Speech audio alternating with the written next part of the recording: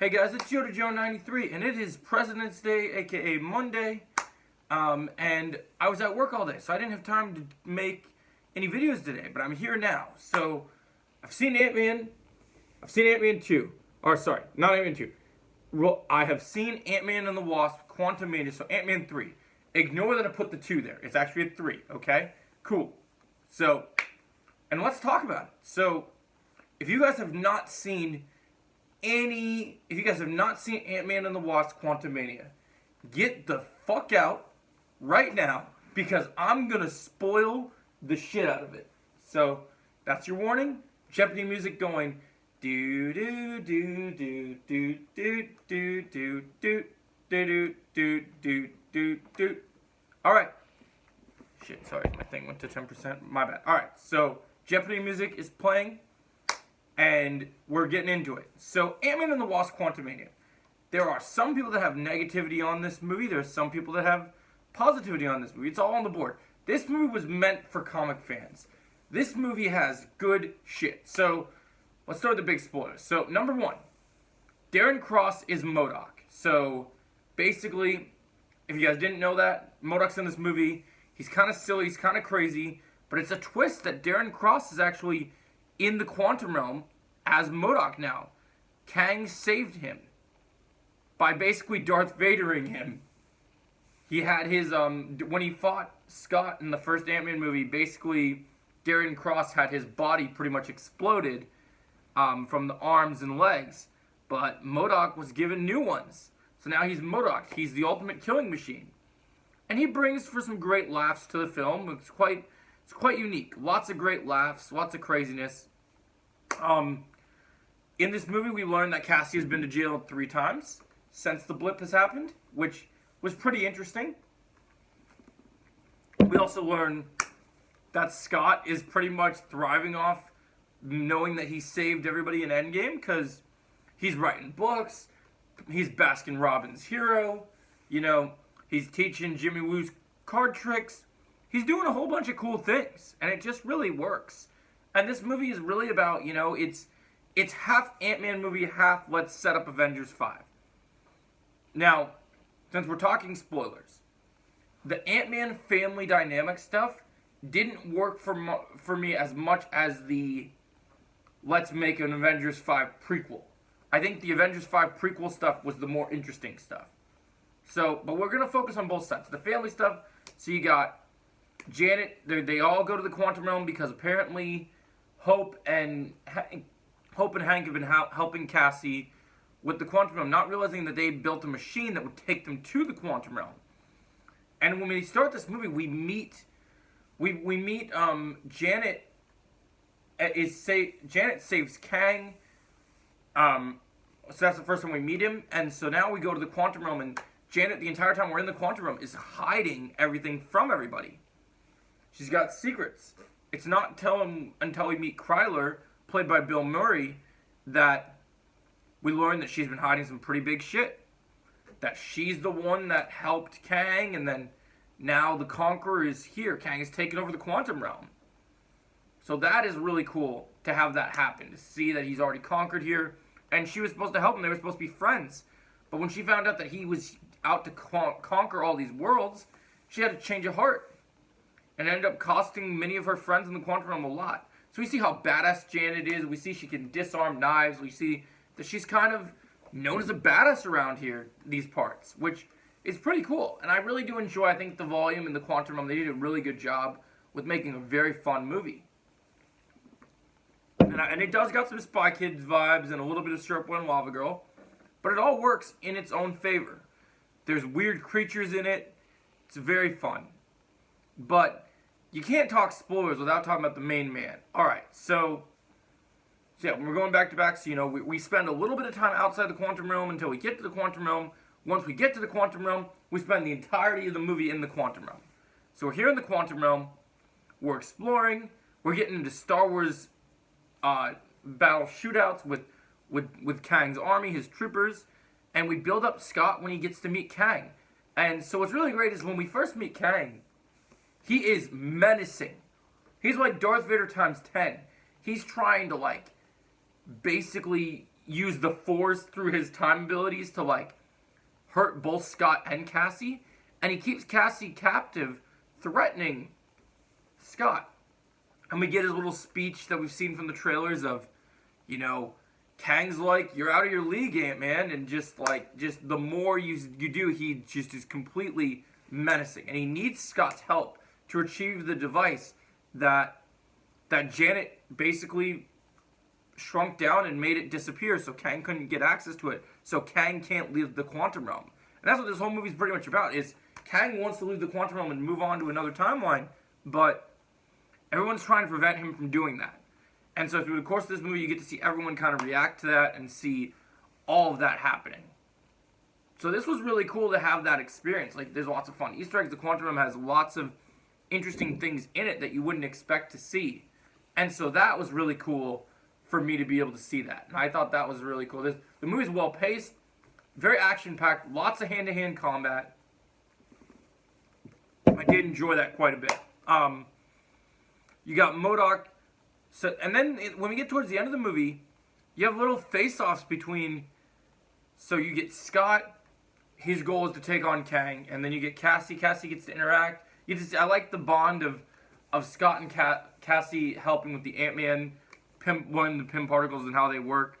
I also really like Catherine Newton as Cassie. I think she's one of the best heroes the MCU has had for a female character. I think she's really good and really delivers in this film. I really was a fan of her. So that's another thing I'll say. Alright, so we get to see them kicking ass together. Then they're both trapped. Kang basically talks about how he's killed Thor and all these other Avengers. And then, we're still motivated. Then we get this weird, practically multiverse of madness level craziness, right? We have Scott goes down there and he has to interact with other versions of himself. And they're all connected through probability of what's happening. And this was really cool. I wish Multiverse of Madness would have done a good job having this type of weird, crazy, wacky shit. Because I thought they did a really good job here for Ant-Man, making this feel weird and quantum and interesting. And then Wasp comes in and they go and they retrieve the device. But then they run into Janet. And Janet doesn't want them to give the device to Kang. So then they fight Kang. Kang squashes them like a bug and leaves them where they're at and goes to make his big plan. And then Scott is pissed because Kang broke the deal. Paul Rudd's acting in this movie is incredible. Like, when he's pissed off in this movie, you really buy it. So then he goes straight up Giant Man, starts destroying Kang's shit, and you get Cassie trying to help all the prisoners from earlier in the movie, because the Quantum Realm has quantum people, and there's very good comedy in this movie. They deliver so many cool things here. And so then you get to see that. And just as that's going down, you get to see Scott. Scott just is causing shit and havoc. And Kang's just trying to, keep him away from the device, send all the crazy guns out there, send some flying ships. But Wasp and Antman are such a good team. And then you get Cassie learns how to grow big too. And there's a funny joke about Scott calling her Godzilla. That was really fun. And just the whole hilarious moment of I'm huge, and really enjoyed that. I really thought that was really fun. And then, so this was really, really well done. And then we get to the meat and potatoes of the entire review and the entire movie. Kang comes outside as this entire rebellion has come out, and he just fucking annihilates everyone. Like, I mean, dude, if Santa from Shazam was watching this fight, it was fucking crazy, man. Like, he just comes out here, Iron Man and people, obliterating them out of time, eradicating everything. It was fucking crazy. And I loved it. I thought it was so cool, seeing how powerful he was. It was just interesting, and it was so cool. And so then all that happens, and then the Ant-Man family have to square off against Kang after all these other people have been annihilated. So Kang gets knocked into his machine, pretty much, and then it pisses him off. Janet escapes. Kang steps outside, has to fight the Ant-Man family. So they square off. Kang's beating the shit out of him. MODOK has a change of heart, and Cassie kind of gets to have this cool moment where she turns MODOK into and realizes, don't be a dick. You You can be better, Darren. Go and do what you need to do. And so he goes and helps, and while Kang's got his force field on him, he goes and stops Kang the Conqueror. And then Hank comes through with his super ants, and in a silly point, all the ants just kind of trample Kang. And we're expected that that's the end. But I knew it wasn't. I knew there was one more thing we were waiting for. And then we get probably one of the most vicious hand-to-hand combat fist fights in the MCU. After Kang had his armor nearly torn off, Scott still stands his way from leaving the quantum realm.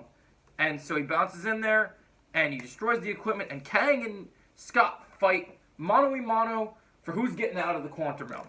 And so they're fighting. You can see it in the trailer. You know, Scott says, I don't have to win. I just have to make sure we both lose. So everyone's escaping in the quantum realm except for Scott and Kang. And Kang is beating the shit out of Ant-Man. Just blood, brutality. This is like a fucking Mortal Kombat scene, but not as brutal. But it was brutal for a Disney fight. I don't think Disney has gone to this lengths in Marvel yet. And I was really impressed by that. I thought they really nailed that perfectly. And so you just see the type of physical menace that Kang was different from Thanos. Now keep in mind, this is a weaker Kang than how we'll see in previous iterations, we'll get to in a minute. But then, when Wasp comes in, Wasp and Ant-Man tag team Kang and take him into... And then Kang is technically, quotation marks, dead because he's thrown into his own machine. And so then nobody can go back, but Cassie finds a way to get them through the portal. And so, you know, good guys win, bad guys lose. Same old, whatever, right? So they get out of the quantum realm. Scott kind of wants to get everything taken care of, and on his way to get the birthday cake for Cassie to celebrate all the birthdays she's missed, or that he's missed of her, he starts contemplating: did I beat Kang? Did we win? Did I just doom us all? Because he said something was coming, right? Did I just doom us all? Like, so he's kind of contemplating. It's played for comedy, but I think it just shows the seriousness of this entire conflict that's coming. And it just really, you really get that vibe that this conflict is coming and it's going to be brutal. And then they play it for a joke, and then we get to see them eat this cake from one of the Baskin-Robbins person made it, but they all kind of spit it out and it tasted terrible, and we get this nice family moment. But then, right as the credits roll, now we get into the end credits scene territory. First post-credits scene, we meet the Council of Kangs from the comics. So we have Immortus, Ramu-Tut, aka the Egyptian Kang, and we have multitudes of Kangs. So many different colored Kangs, and they're going crazy, you know, just, you know, like a bunch of goblins just kind of howling at the moon, going crazy. It's insane. And then we also meet, so we meet the main Kangs, and they're basically saying, you know, oh, this Kang's dead, and that's the end of it, right? He's gone. We're no longer contained, because the one warrior Kang that we met earlier in the movie in the Quantum Realm, he wanted to keep his variants at bay. He didn't want them coming in. So this was very interesting to see. So we get all these Kangs, and they start to form a plan that these Avengers, you know, these heroes are causing us some problems. We got to deal with this. So this sets the stage for Kang Dynasty, because now you have all the Kangs aware of the threat, and they're ready to deal with it in the multiverse. They can see that the heroes are starting to touch the multiverse, and they don't like that. So they're going to deal with that shit. So that's end credit scene 1. And we'll do a video where we'll break down each of the individual Kangs probably tomorrow. But for right now, just focusing on this. Alright, and for the last, if you stay till the very end of the credits, which if you skip this end credit scene, I am most definitely hunting you guys down. So basically, this last end credit scene is a scene from Loki Season 2, baby. And so Loki and Mobius have, whether this is whether this is our original Mobius from Season 1, or Loki explains everything to him, they're watching this play. But it zooms in, and the person at the play is a Kang variant, aka the iconic Victor Timely, which I have a theory video for him tomorrow that I think I can't wait to show you guys. Alright guys, thanks for watching my spoiler talk for Ant-Man and the Wasp Quantumania. Let me know what you guys thought of the movie. I loved the movie. I thought it was great. I gave it an 8 out of 10. I enjoy talking about it. Let me know your thoughts on this movie in the comments below. And I'll see you in the Microverse and the next video. Thanks for watching.